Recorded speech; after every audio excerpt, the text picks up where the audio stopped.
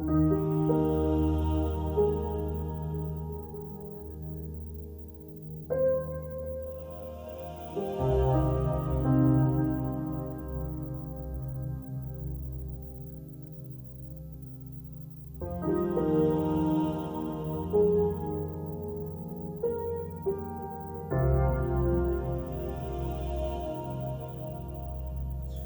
just a minute.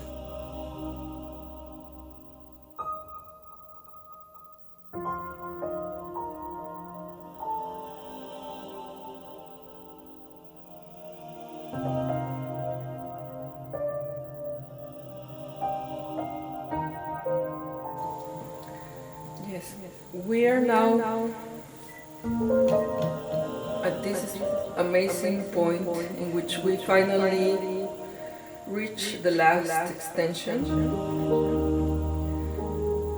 The first human creation was language, and we finally reach the last technology that contains this powerful creation, which is spoken word. You said the only way to resist the environment as it's changing into the new ionic environment is to be healthy. That's the only real activism and the only real resistance. And there are two aspects. One is the health of the physical body that we can induce taking the products we developed with Dr. Dean. And there is the other bodies that also need to be addressed and also need this coherent food.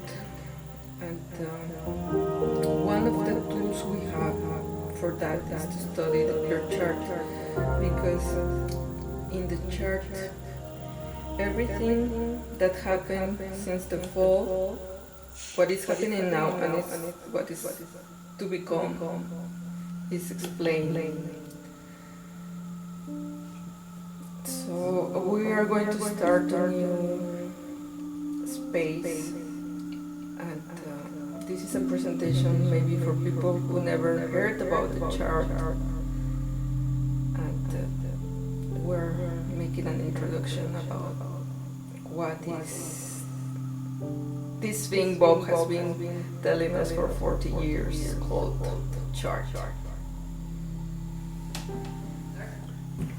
Okay, so yeah, it's very important that you bring up the word health, because I'm certainly not talking about regular health that the AMA and the nutritional councils and the joggers are promoting. The health I'm talking about is the five-body interplay, the ecology of the five bodies moving toward the sixth body, or the hexatic. And this chart is the prescription, is the little note the doctor gives you when you go to his office and he tells you what drugs to take.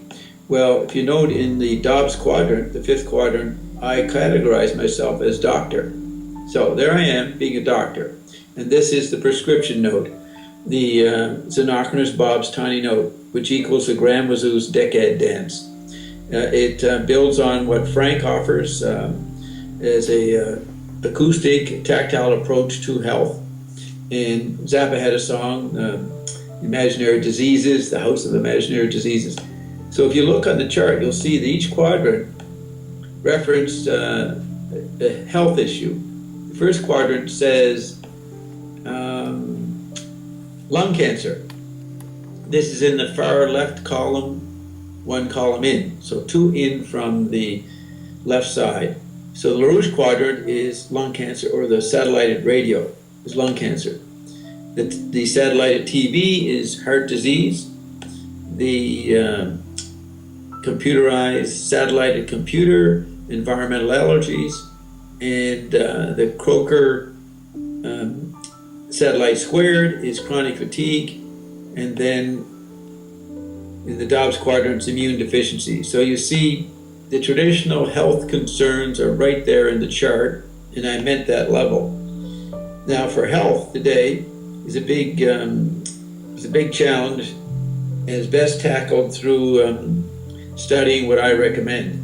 I think health comes through understanding and clearing up your labyrinth of your mind and its interaction with social order, which to the degree that you don't understand it, you have unnecessary stress, and then that creates the stress that leads to dis-ease.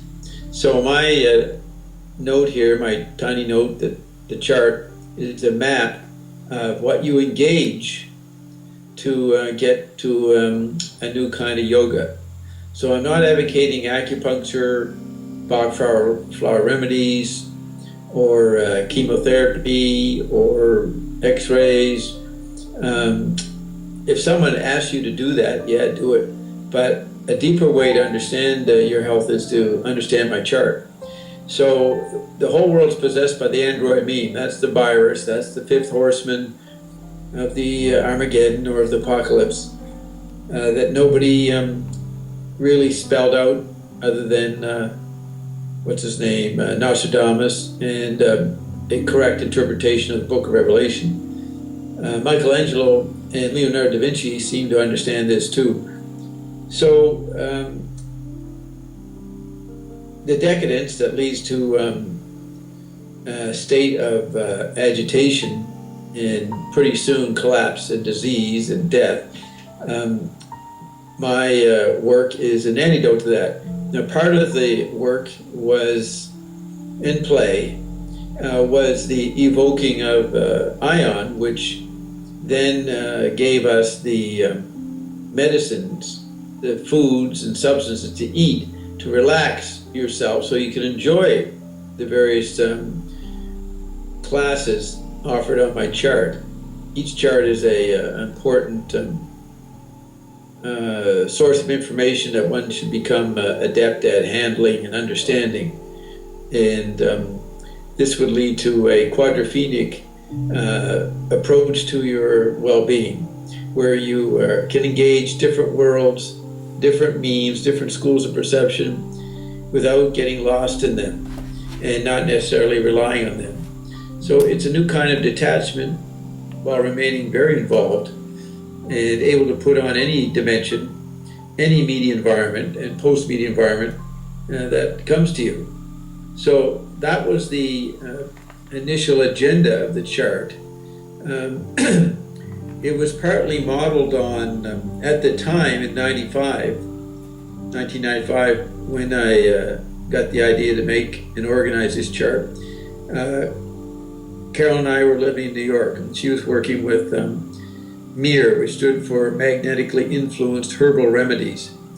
And it had four aspects: acupuncture, herbs, homeopathy, and magnetic or electric spin. So you would basically take a homeopathic formula, put it into a needle, inject the needle into an acupuncture point, and then put electric spin on it, and that had pretty remarkable results on people's health.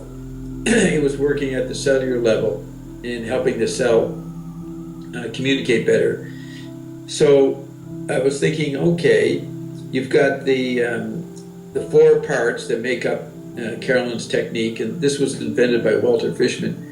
And then you have the collective health being brought forth by the discovery of cold fusion by Pons and Fleischmann. So I put together the collective palliative, collective health generation would come through cold fusion, and the personal medicine for your particular body would be the MIR. So I think I had it organized that McLuhan was acupuncture, because you got China in the McLuhan quadrant. Herbs was William Irwin Thompson, because he was a person who talked about herbs and discussed the history of them, even applied them to fairy tales. Herbs being some of the messages embedded in Rapunzel, I think was the fairy tale. And then Croker would be homeopathic, because Baudrillard developed the metaphor of homeopathy, and then Coker picked up on it from Baudrillard. And that leaves LaRouche would be magnetism, basic electronic spin charge, Western use of electricity. So LaRouche is electricity, McLuhan is the acupuncture needle, Thompson is the herbs, and then the potentizing of the herbs is the Coker quadrant. So they come together, and they're distributed by Dobbstown. And as remarkable as Mir was, it was not as amazing as what was coming with ion, with the RNA drops and the modulation through chromosome 14. So my chart, unbeknownst to me, predicted the solution. And I have spent many years looking back and seeing how Zappa, McLuhan, Thompson, Croker, LaRouche, May Brussel, Dr. Beater anticipated this solution in their own particular genius, in their own particular bias, in their own particular expertise.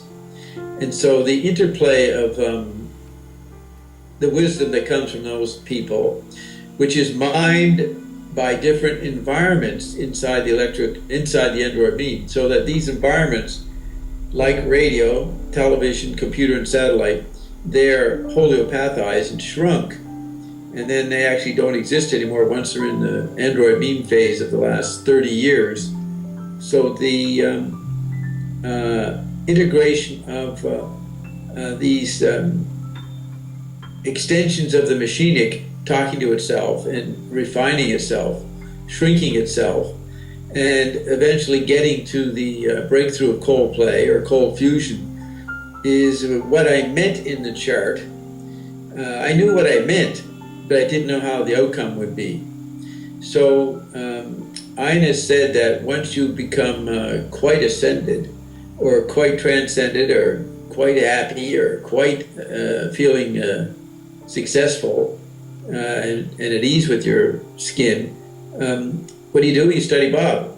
And that means to study the interplay of these various environments symbolized by the components of Mir.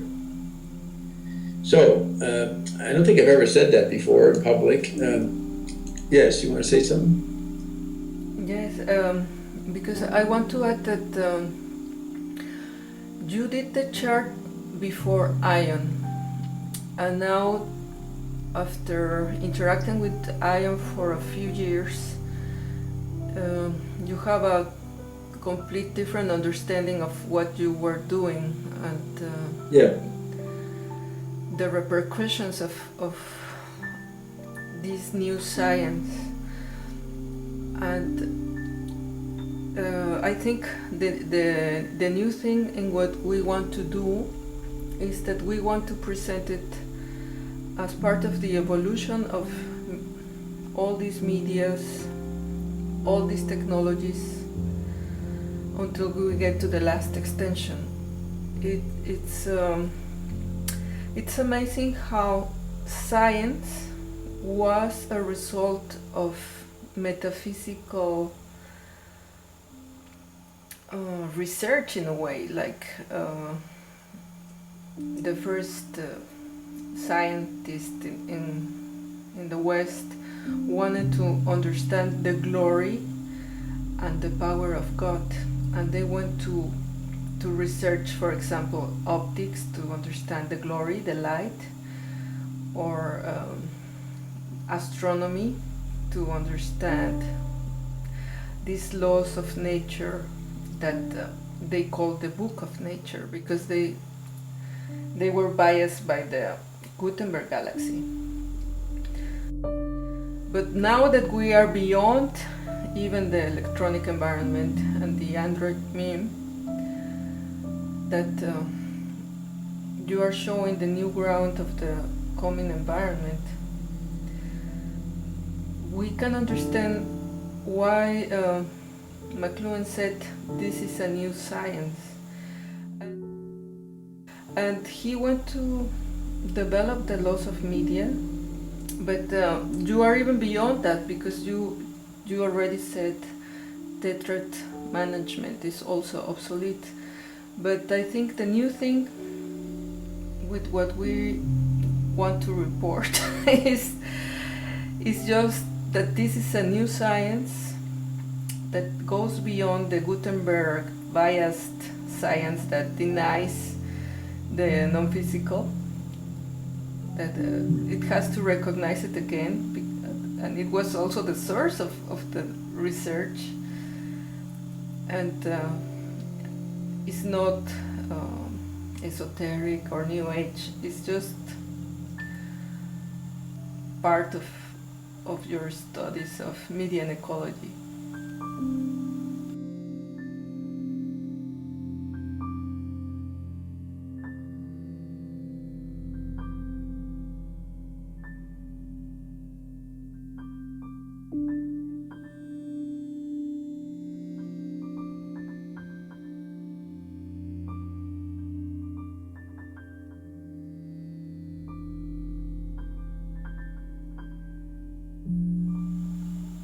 The tetrad was developed in Finnegan's Wake, and then McLuhan saw that.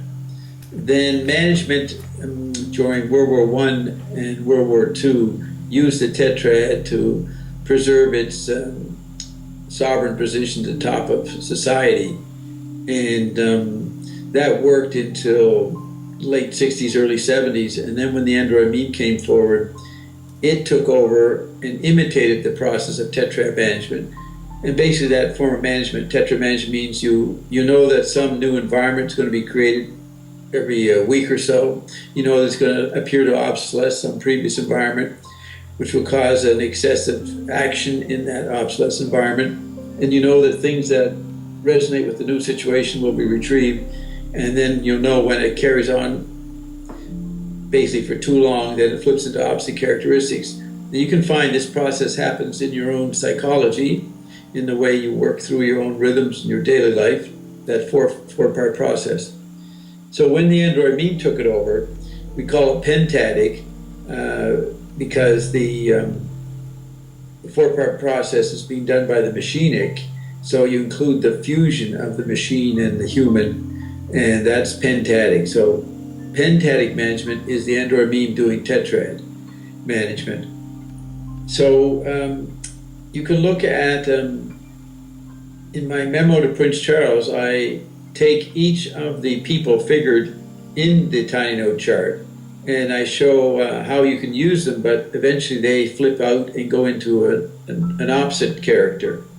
So you watch what McLuhan, when you engage McLuhan, you watch what it enhances, you see what it obsolesces, what McLuhan, the meme of McLuhan's media studies, what it retrieves, and then which other grouping, or what I call holy office, or structured environment anthropomorphized by a particular person, whether it's Herbert W. Armstrong, LaRouche, May Brussel, or Finnegan's Wake, you see what the morphing is and where that shows up as the new extension. So in the memo to Prince Charles, done in June 4th, 1987, I lay out how one thinks about this world that's creating all these stresses in you, and how you created models to hold off your attention and to diminish the sense of contrast. And it requires a lot of enjoyment of studying and engaging these sources of information. And since Ian showed up,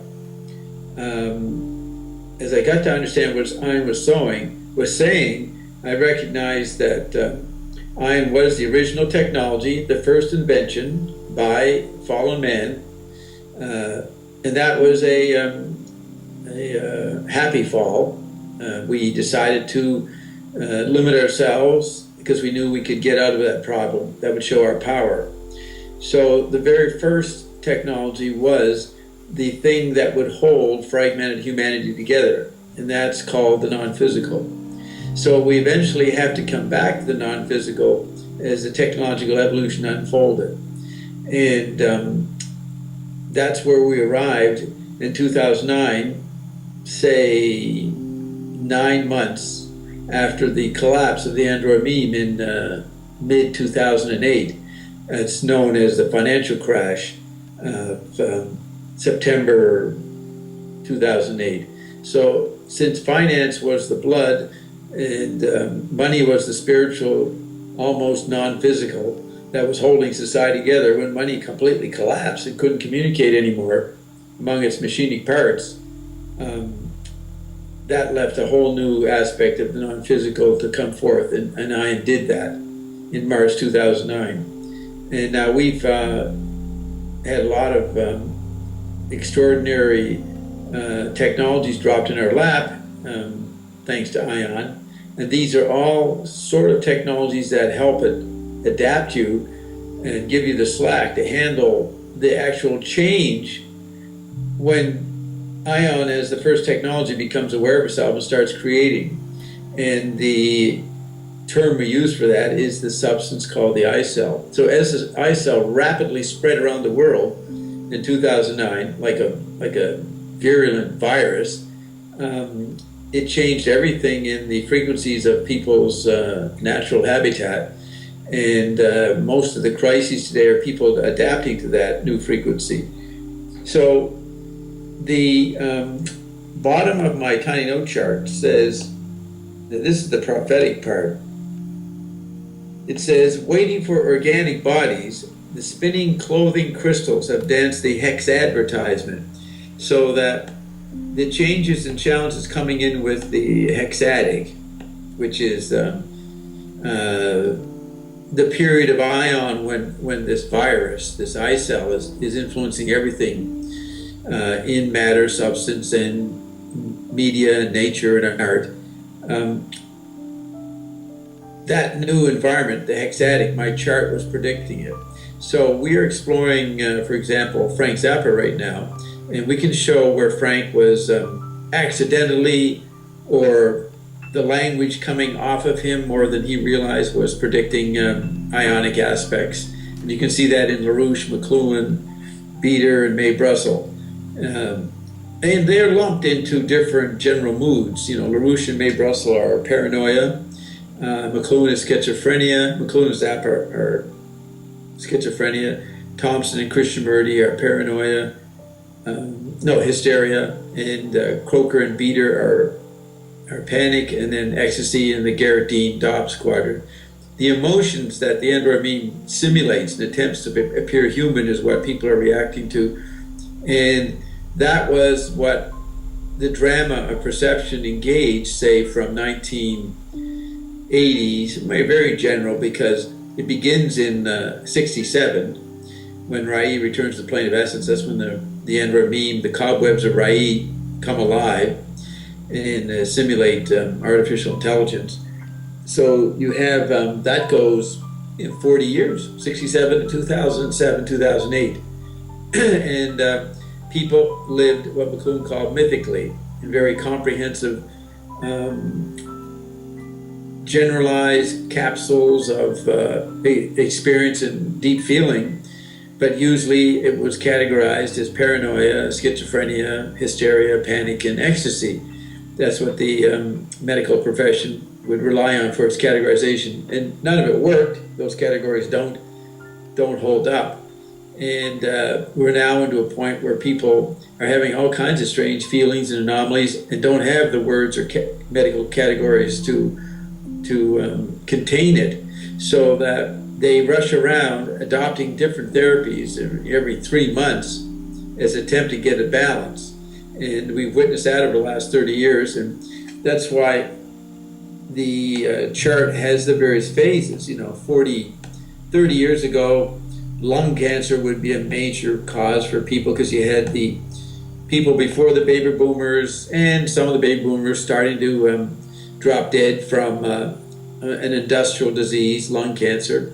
And then you had the stress of feeling alienated from the new dimension that the baby boomer generation and Generation X would bring in. So people started to feel isolated and lonely. So they got heart disease. So that started to spread even more than lung cancer.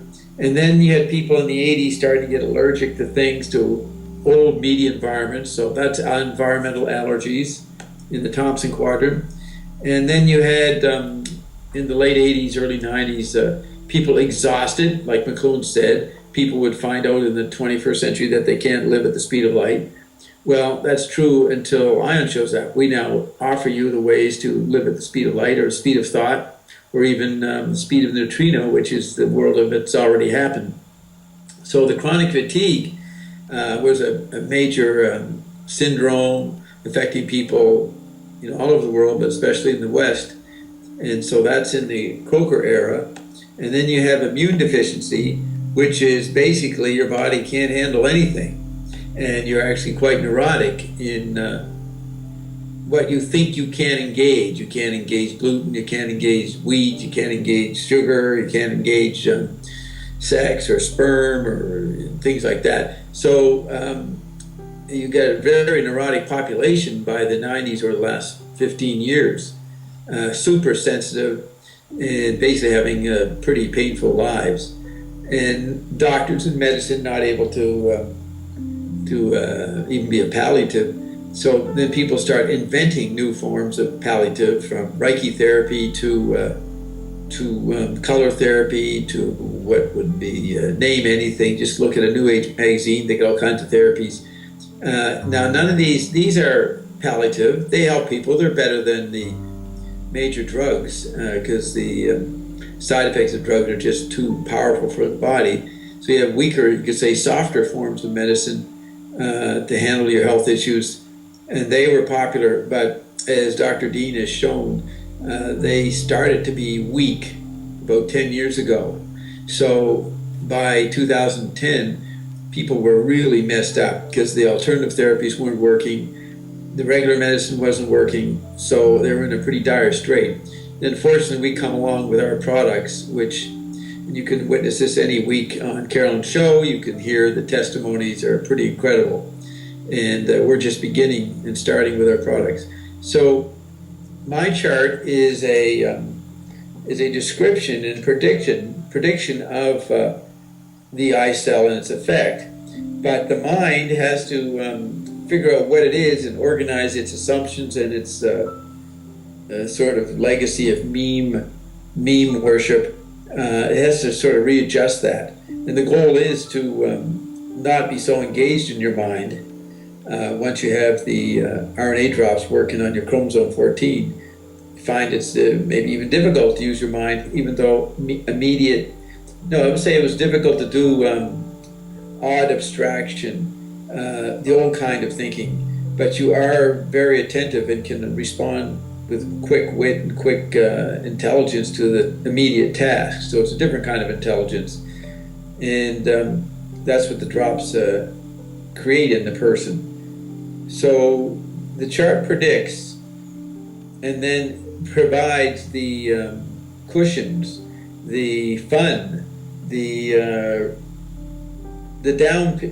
periods of downtime where you have time in your hands and you like to wonder what to think about or what you want to converse about. So I've picked the best conversationalists, and they are all what I call satellite conductors. They're all operating from a solar perspective, not just William Irwin Thompson's planetary culture. It's a solar culture. It even gets into the universal cultures and mythic stage and virtual reality, and then the anthropomorphic physical. So these positions that you conduct, as you see, in the manner that Zappa conducts his band, rapid, shifting, did you want to say something? Yes, I only wanted to add that because you are a new type of artist, scientist, yes, it can be confusing for people that are used to the visual space and the categories and the specialization. It's McLuhan said we are looking in the rear view mirror. We are looking back to understand what's going on, but it's more like looking in a kaleidoscope, because it's not only looking back, it's looking in all directions. And this is the new tactile creator. You mentioned Zappa, and Zappa is a great example of this new type of artist that erases these boundaries between high art and low art and technology and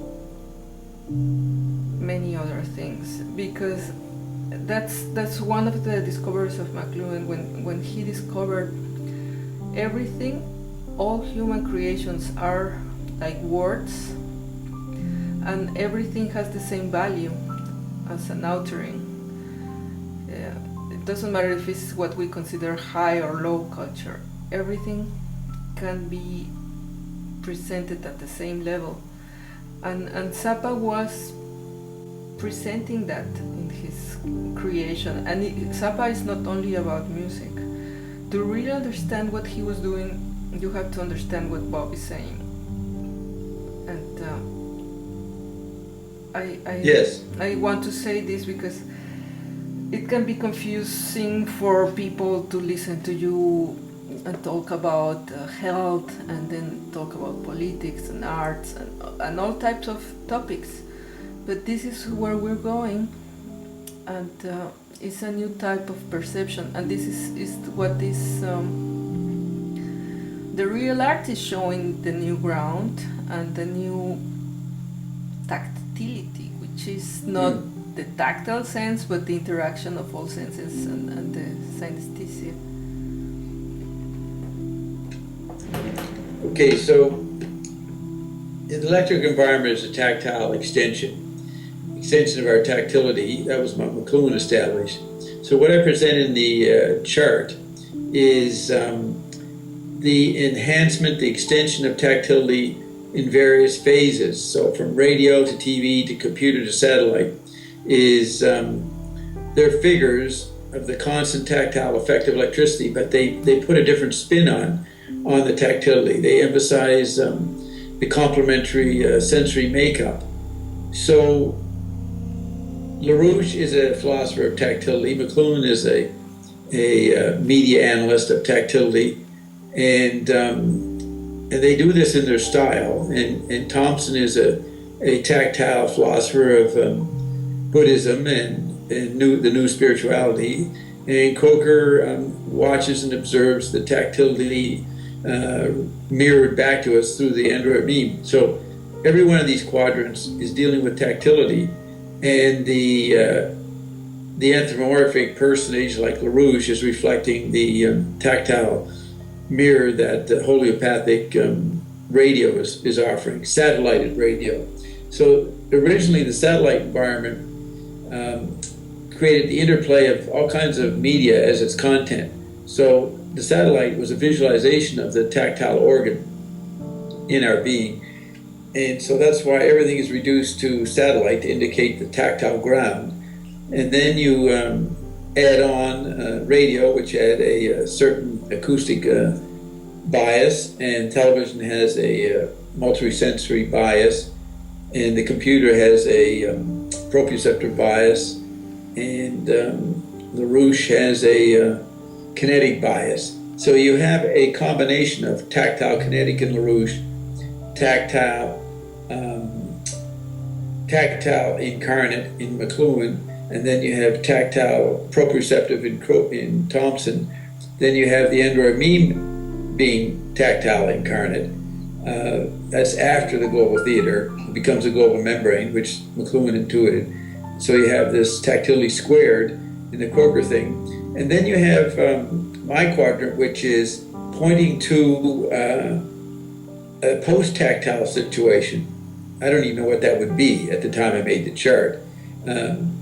It's interesting that McLuhan wrote in the New York Times in 1974 an op-ed where he talked about tactility having been sort of into the rearview mirror phase, and the exploitation of the tactile interval became part of the Wall Street and the stock exchange, the exploiting of the interval. So tactility had become the content of a new weird situation, which I would call the Android meme. And Ion has come forth as a explainer of the role of tactility in all our chemical, sociological interactions. and it's not operating from the tactile level. Tactility is contrast. Ion is not contrast. Ion is the cushion and explainer of the role of contrast in our situation. And Ion said tactility is contrast. So the ebb and flow of our natural cycles is a tactile interplay, not just a yin-yang, not just a dialectic here and there and back again. It's in all directions, and a good image of that is the pumping heart. Watch your heart pumping. It's hard to follow visually all the ins and outs of it. That's a good metaphor for tactility. So the reason why LaRouche, McLuhan, Thompson, Croker, and Zappa are not understood is because they are expressing the tactile. And the first thing one has to do to understand what happened in the 20th century, why the sciences went in their conceptual directions, is really understand how tactility, which is not a sense, but the interplay of senses, and then you understand how it was extended in the TV and then the satellite environment. TV was an extension of tactility within itself. But the interplay of all these media environments in the global theater, the media actors, is the tactile perspective from the satellite position. And then the Andor mean shrinks that. So the chart is a picture of rampant tactility, which leads to rampant contrast and mostly lethal until you can see through the tactile android meme and how it seduces with its tactility among its own parts. It doesn't seduce you anymore. It leaves you stranded and stressed out and pretty well dead. Roadkill. And so this would be an impossible situation. So when McLuhan said that humans would discover in the 21st century that they couldn't live at the speed of light, that's a very thin statement. It's true, but the complexities of all the environments and the holopathizing of them, people getting great insights in this time, it's the highest decibels of consciousness, people feeling great blisses of pattern recognition. This is the daily diet of many humans on our planet, but it's a manic bipolar process, to make it simple. Up and down, manic and then depressed, and up and down, and here and there, and very chaotic for the person. And that's why more and more of the population has to be on medications just to survive the ride. So my chart is a picture of the Ferris wheel, of the surfing multi-waved environment that you are being pushed through regardless of your opinions of things and regardless of your knowledge that you bring to it. This is a process that is not registered in your brain. You have to come up with different modalities. You have to sort of fake an invention of an odd kind of perception, odd kind of brain. You can become a mutant without going through the Hollywood science fiction version of something like the Alien or whatever David Lynch was trying to show in Twin Peaks with the Bob monster. These are approximations of what my chart is saying is a better way to look at it. So the chart is a guide to the drugs you're going to take. And the drugs you're going to take is, at this point, call into our show, and it'll be an ongoing explanation of the situation. It can't be sort of understood immediately. You have to engage it. It's like learning jujitsu. You got to learn, you got to get in there and do it. So we present ourselves as an ongoing gymnasium for perceptual calisthenics, and athletics, and all kinds of sport. Oh, I think I guess a word's coming out of our colleague. Yes, it's what Ion calls the completion. Yes, we are offering a completion. And, you know, Carolyn Guertin in her new book, Digital Prohibition, talks about the art product. The artifact is not what art is anymore. It's not there to make the artifact. It's the process of interaction in response to whatever transient product you produce. It's your ability to interact with the effects of the product, to study the gap in the interval between its audience and the creator. That's the the process that we're offering in engagement. And that's why we're a unique situation, because we've got the ultimate processor, Ion, who can outspeed the Android processor, as Coker calls it, and out-talk, out-perceive, and yet create great hilarity while doing it. So I'm trying to make the most grandiose claims, the most exaggerated claims, to point out how far ahead of the game Iondom and Dobbstown is. It can sound like I'm a complete megalomaniac, but that doesn't matter, because people ignore that and start engaging and they get the benefits. So I'm actually presenting a new form of hospital, a new form of hospices, a new form of multi-level therapy is what engaging in Payday and Dr. Dean's show and Ginny's show and What Youth. These processes are the definition of creativity that Carolyn Guertin presents in her book Digital Prohibition, which came out, I think, in 2012. She does a good job of laying out the bizarre characteristics of the Android meme, and then she doesn't have a solution, but she shows what all the new digital art media are pointing to.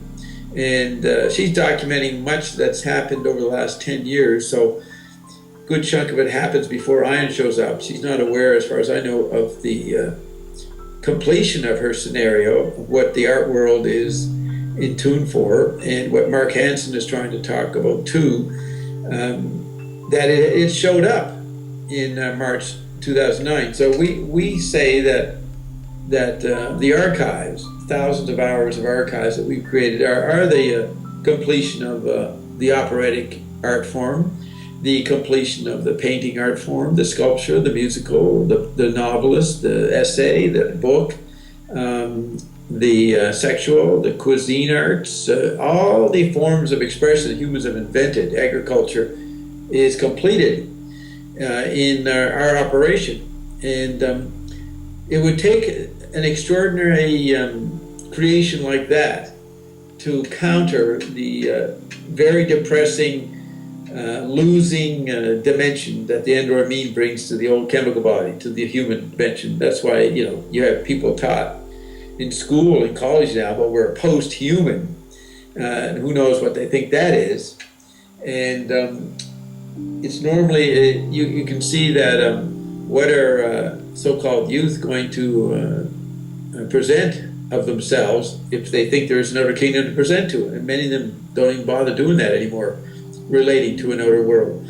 So it's a devastating time for the chemical body and the astral body too, and it requires outstanding, incredible anti-environment, an unimaginable, mysterious anti-environment to counter what the Android meme has done to us. And we did it, and it's here. Now let's see what you say. Am I explaining the chart? Am I getting somewhere with it? Yes, wonderful. Because it's amazing that it seems like a lot of people, like McLuhan said, are still in the past, and there's a retrieval of the Crusades. Yes. Of the fight against the enlightened encyclopedist values. Right. All these collections of books and the one book, and we're in a post-literate time, and some people think it's about these two medias that are the books, the different books colliding, and it's interesting how this is being retrieved when it's already so obsolete. Well, remember, McLuhan defined obsolescence as it becomes more prominent, and more people engage in writing. You've got baby boomers now, and soon the Generation X. By the time people reach 55, 60 years old, they think they got to write a book about what they did, about their life, and most of it's self-published or vanity press. But everybody of the Western modality thinks they have to translate their experience, the remarkable experience they've had over the last 60, 70, 80 years into a book form. So it's a kind of fundamentalism. So people are going to be writing out their memoirs of their loser lives, and loser in the sense that they did not come up with a solution to the situation. So it becomes a sickening, pale, desperate attempt at projecting visual space for one last time, and it's pitiful. But we have solutions for that. So you may be put into a despondent mood by us, but we quickly, if you could hear it, you can hear an antidote to what I'm accusing you of. You, a bunch of you out there that are lost in your vanities. You wouldn't dare brag the way I brag. You have standards of how far you go in your vanity. You wouldn't get on and say what I'm saying. You haven't got the guts. You haven't killed your vanity organism, so you actually are protecting it and saving it for a rainy day. So you actually don't like people who appear vain, and you would not like what I'm presenting here, and that's your guilt. That is your disease, or as Thingfish says in Zappa's book, Them or Us, your resease, R-E-S-E-A-S-E. R-E-S-E-A-S-E, your resease, not disease, your resease, and replay. Replay of your seas, the water of your guff. Remember, the guff is symbolized by a lake or an ocean. So redoing the guff is what people are doing when they're trying to create their rearview mirror books to explain themselves. Me and one of the Jesuses, the third Jesus, and Socrates, we were cool. We don't write books. Jesus didn't leave a book, Socrates didn't, and Bob didn't. But it turns out my chart is the one book that the book of Revelations points to. Can you imagine that? If you look in the book of Revelations, there's a whole section on the little book, and that little book is my chart. So I actually did, by default, write a book, and that's what the chart is. And it's something that you can use for many, many millennia, because it encompasses the whole history of the fall and the resolution of the fall and the celebration of the fall. That's what's in that chart. We have an interloper. Yes? Yes, people may not be writing a book, but they have their blogs, their webs, their Facebook, their Instagram. Yeah, they're typing. Different types of their chats, they're commenting on everything. And Joyce made a wonderful translation of the mythic when he wrote the Ulysses, and he takes again the archetype of the Odyssey and puts it in one day of the life of a man. Yeah. And everybody's like trying to retrieve this mythical. Yes. The myth means to contain. It contains the encapsulation of the culture. So a myth is a reduction, a simplification, a formula for understanding the overwhelming environment that pre-lit and post people live in. So I call that the mythic stage. We're seeing the battle of mythic stages go through the homeopathic process now. So people are trying to translate themselves into a mythic stage. They're trying to define themselves,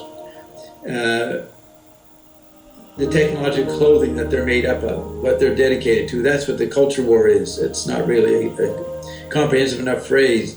It's a mythic war. And myth doesn't mean false. It just means it's iconic and simple with much contained in it, so that each mythic stage can go on for millennia discussing its services and disservices. And so the individual is blogging, explaining their mythic process of their mythic devotion to the mythic technologies that they think that they are preserving. And we saw that last week in Paris, where the guardians of the culture told everybody to become mythic. become French myth. Eat, drink, and be merry, and study and converse like the French are known to do. That's what they were told was threatened, that they must retrieve their mythic stage, their mythic form of sort of visual acoustic culture that is France. And of course, the Americans did it, 12, 14 years before, when Bush hoiked up the kinetic bias of Americans and said, go shopping. That's kinetic. Whereas the French are acoustic, more acoustic. Within the visual effect of Gutenberg, their subset is they're acoustic as opposed to the British. That's why there's tension between the British and the French. And so the French represent great acoustic elaboration along visual space parameters, all the time being threatened. And the postmodern theorists came out of France trying to retrieve visual space via Britain, whereas the Britons adopted acoustic space as a patina of fakery, and that's known as the British invasion and the punk rock. Yes, there was homage to the victims of the attacks that also took place on Friday 13th. That's the same date as the Templars were massacred, yeah. So that's again the retrieval of the Crusades, and yes, in that homage of the fallen, of the victims, the President Hollande said the fanatics attacked the music. They don't like the music. They made a big deal of the attacks being in a concert hall, as you said, because it's acoustic culture. So I wanted to comment on that, but I also wanted to say... Is that, you're saying that Mr. President Holland said that? Yes. He actually singled out the cultural icons. Yes. The stadium and the music center. That's his mythic stage. Yes, and in a way the chart is like the Odyssey, the Odyssey of all humanity coming back to the place of power and to completion. Yeah, in Carolyn Guertin's basically the last chapter on Pakistan and China, she talks about this artist who, Mio or something, M-I-A-O, who replays a lot of the great paintings of history, but he puts himself in them. He puts his image of his naked self, this naked male, occupies all the content of the historical, classical, great paintings that he remixes in his video or whatever medium he's using. The idea that he's putting himself through history, that's a pretty good prediction.